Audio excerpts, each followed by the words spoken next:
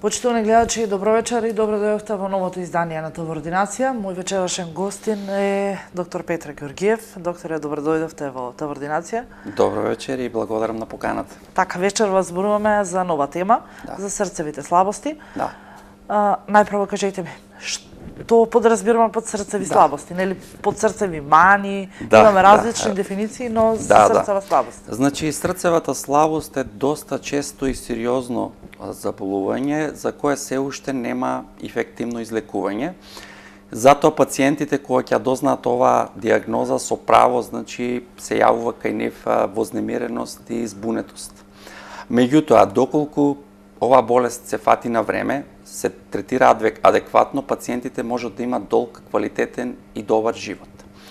Срцевата слабост во основа представува, значи, намалување на истисната моќ на срцето, со што е оневозможено дотур на крв до сите органи и ткива, за да можат нормално да функционираат.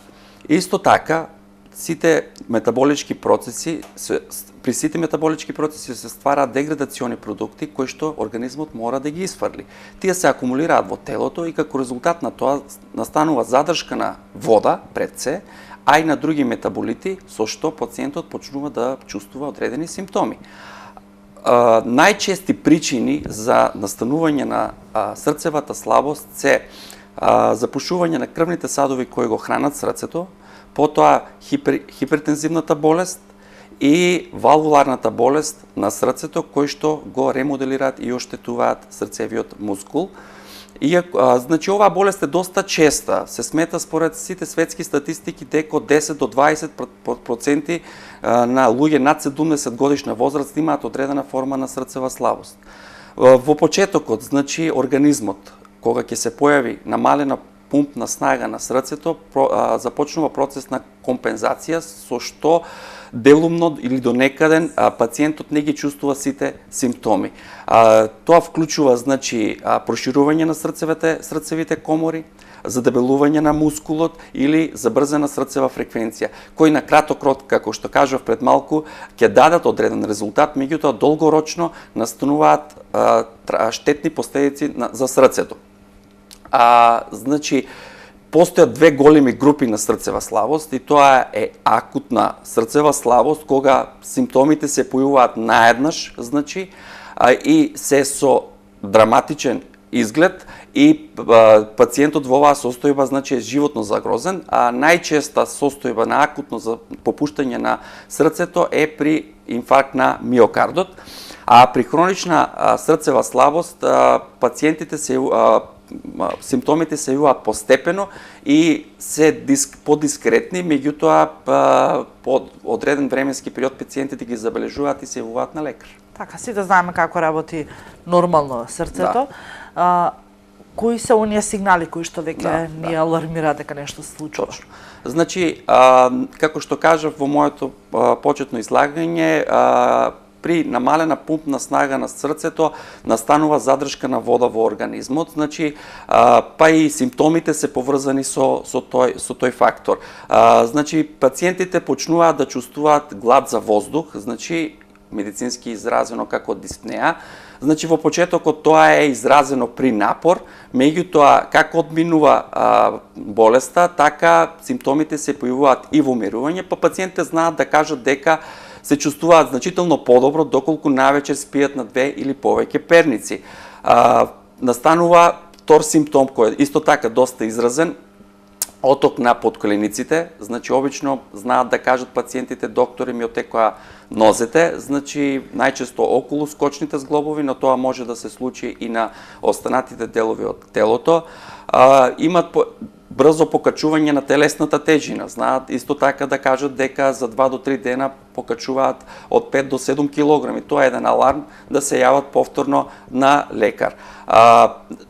Замор, исто еден карактеристичен симптом кој настанува како резултат на запушување на крвните садови на срцето, кои не можат да достават доволна количина на крв на срцевиот мускул, кој исто така во почетокот е поизразен, значи, при физичка активност, меѓутоа како одминува болеста, така симптомите се јавуваат и во мирување. знаат да се јават вртоглавици, тахикарди, тоа се случува пред се поради намалена крвоснабдување во мозокот, неправилна срцева работа, како аритмија, како тахикардија. Тоа е еден широк сплет на симптоми кои секој пациент различно ги перцепира, кај различно се појавуваат, меѓутоа важно е да ги препознаат на време и да се јават пациентите на време на лекар за да се направат некои диагностички процедури. Така, спомнавте дека имаме и акутна состојба на срцевата слабост. Имаме ли категорија на пациенти кои што влегуваат во ризична група? Да, се разбира. Значи, тоа се пред се пациентите кои што имаат одредени коморбидитети, ние ги викаме во медицината, значи покачен крвен притисок, пациенти со дијабет, долги години, нерегулиран дијабет, кои се пушачи, имаат неуреден стил на живот, значи физичка неактивност, нарушено внесување на храна, несоодветна храна, значи таа е една поголема група на пациенти кои се посклони кон развој на акутно срцево попуштање или попуштање на срцето наеднаш. Затоа треба да се прават навремено превентивни прегледи, да се менаџираат сите овие придружни состојби кои што се јавуваат кај срцевата слабост, за да не се случи нагло попуштање на срцето и настанок на нагла срцева смрт. Така, знаеме веќе дека технологијата во медицината се е на повисоко ниво, имаме пософистицирани апарати, како за диагностика, така и за лекување, па претпоставувам дека како и многу заболувања околу срцето и целиот кардиоваскуларен систем, така и срцевата слабост се лекува. Да. Значи, диагностиката вообично започнува со преглед, рутински преглед, при кој што се прави електрокардиограм, значи, меѓутоа, златен стандард во поставувањето на диагноза за срцева слабост представува екокардиографијата, која што ние рутински ја работиме кај нас, кај секој интернистички преглед, и таа е метода која што ни покажува која е пумпната стага во моментот на срцето. Понатаму, доколку е потребно, се прават и дополнителни специфични исследувања, како што е коронарниот стрес тест, како што е, значи, во поново време, кај нас во Жан Митрев клиник во Скопје се работи 256 мултислайзна компјутерска томографија на срце, со што практични во 3D ја добиваме сликата на самото срце и попуштањето, евентуалното проширување на левата или на десната комора. Се разбира, доколку се сомневаме дека имаме запушување на крвните садови на срцето, се препорачува правење на ангиографија или коронарографија, со што се проценува до кој степен се запушени крвните садови на срцето. И се разбира рутинската лабораторија која што ни укажува дали има некакви нарушувања на липидниот статус, на гликемијата, за да се даде оптимална терапија. Така. Каква е вообичаено терапијата? Да, значи обично пациентите откако ќе ги диагностицираме со срцева слабост пијат една широка палета на лекови кои значително им го подобруваат квалитетот на животот и го намалуваат морталитетот кај овие пациенти. Тоа се бета-блокери, значи АК инхибитори, една широка група на лекови. Најчесто употребувани се диуретиците, кои што пациентите посебно пациентите со изразена срцева слабост мора да ги земат редовно.